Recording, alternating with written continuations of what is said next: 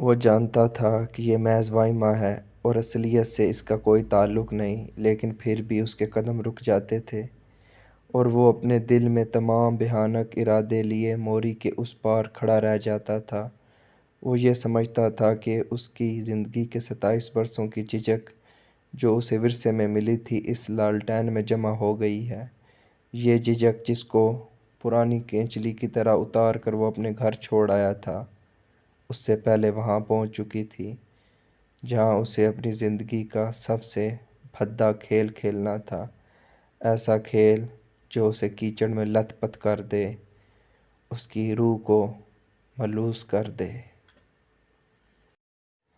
ایک میلی کچیلی عورت اس مکان میں رہتی تھی۔ اس کے پاس 4-5 جوان عورتیں تھیں جو رات کے اندھیرے اور دن کے اجالے میں یکساں بھدے پن سے پیشہ کیا کرتی تھیں۔ یہ عورتیں گندی موری سے غلاظت نکالنے والے پمپ کی طرح چلتی رہتی تھیں۔ جاوید کو اس قباح خانے کے متعلق اس کے ایک دوست نے بتایا تھا جو حسن و عشق کی تلاش کئی مرتبہ اس قبرستان میں دفن کر چکا تھا۔ جاوید سے وہ کہا کرتا تھا، تم عورت عورت پکارتے ہو، عورت ہے کہاں؟ مجھے تو اپنی زندگی میں صرف ایک عورت نظر آئی جو میری ماں تھی۔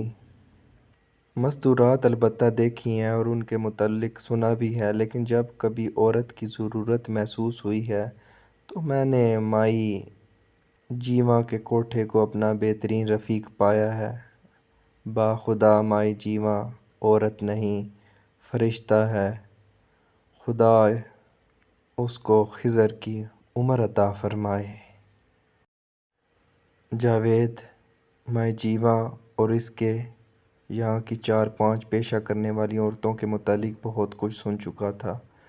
اس کو معلوم تھا کہ ان میں سے ایک ہر وقت گہرے رنگ کے شیشے والا چشمہ پہنے رہتی ہے، اس لیے کہ کسی بیماری کے باعث اس کی آنکھیں خراب ہو چکی ہیں۔ ایک کالی کلوٹی لونڈیا ہے جو ہر وقت ہنستی رہتی ہے۔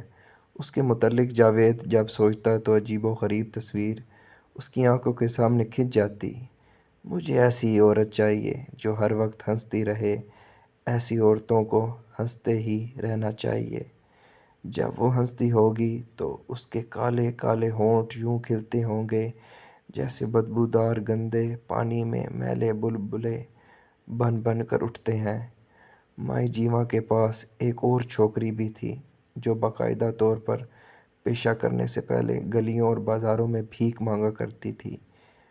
اب 1 برس سے وہ اس مکان میں تھی جہاں 18 برسوں سے یہی کام ہو رہا تھا۔ یہ اب پاؤڈر اور سرخی لگاتی تھی۔ جاوید اس کے متعلق بھی سوچتا۔ اس کے سرخی لگے گال بالکل داغدار سیبوں کی مانند ہوں گے جو ہر کوئی خرید سکتا ہے۔ ان 4 یا 5 عورتوں میں سے جاوید کی کسی خاص پر نظر نہیں تھی۔ مجھے کوئی بھی مل جائے، میں چاہتا ہوں کہ مجھ سے دام لیے جائیں اور کھٹ سے ایک عورت میرے بغل میں تھما دی جائے۔ 1 سیکنڈ کی دیر نہ ہونی چاہیے، کسی قسم کی گفتگو نہ ہو، کوئی نرم و نازک فقرہ منہ سے نہ نکلنے پائے، قدموں کی چاپ سنائی دے، دروازہ کھلنے کی کھڑکھڑاہٹ پیدا ہو، روپے کھنکھنائیں اور آوازیں بھی آئیں مگر منہ بند رہیں۔ اگر آواز نکلے تو ایسی جو انسانی آواز معلوم نہ ہو، ملاقات ہو بالکل حیوانوں کی طرح، تہذیب و تمدن کے صندوق میں تالا لگ جائے۔ تھوڑی دیر کے لیے ایسی دنیا آباد ہو جائے جس میں سونگھنے، دیکھنے اور سننے کی نازک حسیات زنگ لگے استرے کے مانند کند ہو جائیں۔ جاوید بے چین ہو گیا۔ ایک الجھن سی اس کے دماغ میں پیدا ہو گئی۔